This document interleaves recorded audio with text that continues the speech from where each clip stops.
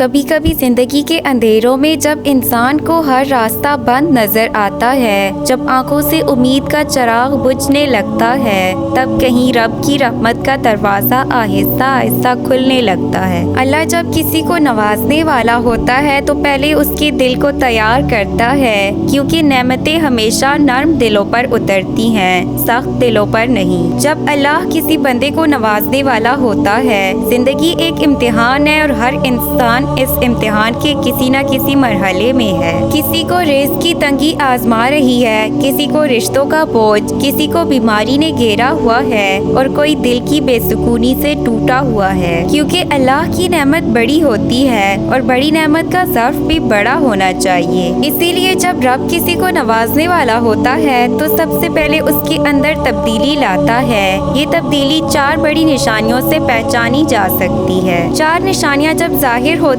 ہیں، سمجھ لو رب تمہیں نوازنے والا ہے۔ دل میں سکون اترنا شروع ہو جاتا ہے۔ پہلی نشانی دل میں سکون اور اطمینان کا اتر آنا۔ جب اللہ کسی کو نوازنے والا ہوتا ہے تو سب سے پہلے دل سے خوف اور بے چینی کو ختم کر دیتا ہے۔ یہ سکون ظاہری نہیں ہوتا، یہ دل کی گہرائی میں اترنے والا اطمینان ہوتا ہے۔ اللہ جب نوازنا چاہتا ہے تو سب سے پہلے انسان کے دل سے بے چینی ختم کر دیتا ہے۔ پریشانیاں وہی رہتی ہیں، حالات وہی ہوتے ہیں، مگر انسان کے اندر ایک عجیب سا اطمینان اتر آتا ہے، ایک یقین کہ میرا رب میرے ساتھ ہے، سب بہتر ہو جائے گا۔ یہی پہلا اشارہ ہوتا ہے کہ رب نے تمہارے حق میں لکھنا شروع کر دیا ہے۔ توبہ اور رجوع کی توفیق ملنے لگتی ہے۔ جب اللہ کسی کو نوازنا چاہتا ہے تو اس کو گناہوں سے نفرت اور عبادات سے محبت عطا کرتا ہے۔ نمازوں میں دل لگنے لگتا ہے، آنکھوں سے آنسو بہنے لگتے ہیں اور بندہ محسوس کرتا ہے کہ دل خود بخود رب کے قریب جا رہا ہے۔ یہ روحانی تبدیلی دراصل اللہ کی قبولیت کا آغاز ہوتی ہے۔ زندگی میں صبر کی طاقت پیدا ہو جاتی ہے۔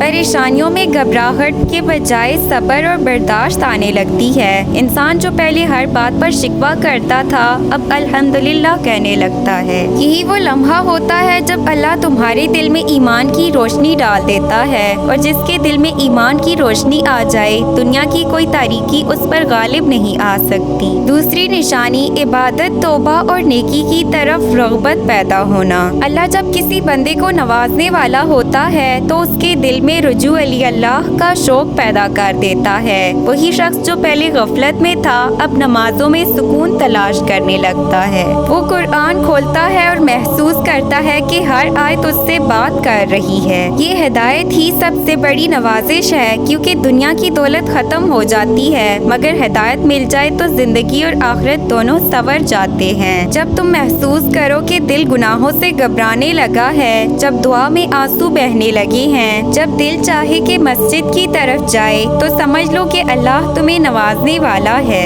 جب اللہ تمہیں نوازنے پر آتا ہے تو ایسے اسباب پیدا کرتا ہے جس کا تم نے سوچا بھی نہیں ہوتا۔ جہاں تمہیں لگتا ہے کہ اب کچھ نہیں ہو سکتا، وہیں سے مدد آتی ہے۔ تیسری نشانی صبر، برداشت اور شکر کی قوت پیدا ہونا۔ اللہ کی اطاعت سے پہلے آزمائش ضرور آتی ہے، یہ قانون قدرت ہے۔ اللہ اپنے بندے کو نوازنے سے پہلے اسے آزماتا ہے تاکہ دیکھے کیا یہ بندہ میری نعمتوں کے لائق ہے یا نہیں، کیا یہ میری آزمائشوں میں ثابت قدم رہتا ہے یا نہیں۔ دنیاوی طور پر حالات شاید بدتر ہی کیوں نہ ہوں، نوکری نہ ہو، رشتوں میں مسائل ہوں، صحت خراب ہو، لیکن دل کے اندر ایک خاموش سی روشنی جاگ اٹھتی ہے جو کہتی ہے سب ٹھیک ہو جائے گا، میرا رب میرے ساتھ ہے۔ قرآن میں ارشاد ہے، اور ہم ضرور تمہیں آزمائیں گے، کچھ خوف سے، کچھ بھوک سے، اور کچھ مال، جان اور پھلوں کی کمی سے، اور صبر کرنے والوں کو خوشخبری دے دو۔ لوگ بدل جاتے ہیں، حالات بہتر ہو جاتے ہیں، اور جو تمہارے لیے بند تھا وہ دروازہ خود بخود کھل جاتا ہے۔ یہ وہ لمحہ ہوتا ہے جب تمہیں سمجھ لینا چاہیے کہ اللہ نے تمہیں نواز دیا ہے۔ یہ آیت خود اعلان کرتی ہے کہ صبر اللہ کی قربت کی علامت ہے۔ جب بندہ مصیبت میں شکوہ کرنے کے بجائے الحمدللہ کہنے لگتا ہے، جب آنسو بہتے ہیں مگر دل مطمئن رہتا ہے، تو سمجھ لو کہ اللہ نے اسے نوازنے کے لیے چن لیا ہے۔ اللہ کی نوازشیں ہمیشہ آزمائش کے بعد آتی ہیں۔ اگر تم آزمائش میں ہو تو مایوس مت ہونا،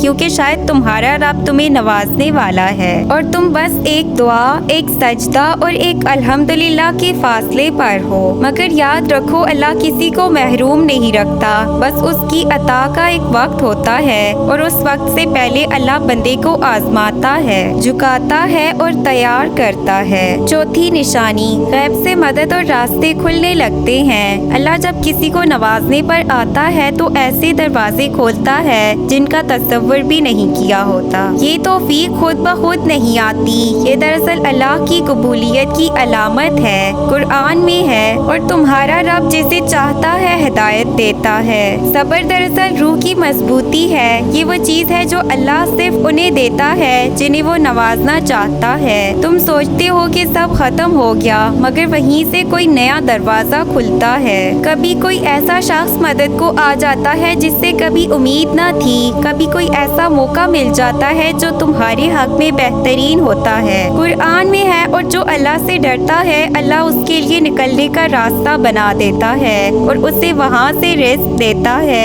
جہاں سے اس نے گمان بھی نہیں کیا ہوتا۔